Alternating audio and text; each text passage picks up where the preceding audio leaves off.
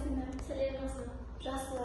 Бүгін әлеуметтік мәселе жаман жолдас әңгімесін талқылайық. Бәрі келсем. Мен сендерге жаман жолдас әңгімені баяндап берейін. Жақсы. Ол жерде екі дос бірге жұмысқа бара жатқан кезде алдарынан аю шығады. Сол жерде бір бала жас болады, ал екіншісі ауыр болады. Сол жас бала өзінің досын сатып кетіп, ағашқа мініп кетеді. Ал ауру сол ағашқа міне алмайды да жерде жатады. Өлі болып, өлі сияқтанып жатады.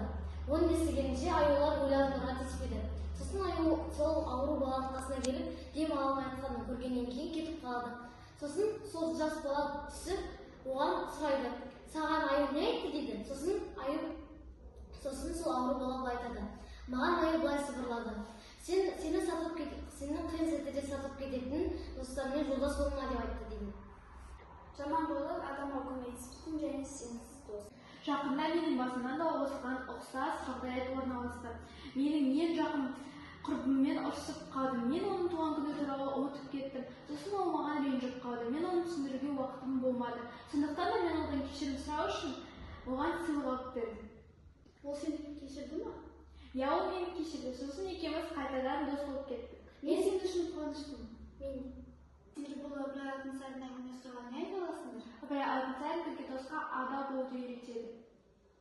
Адал дос қиындықтардан көрінеді.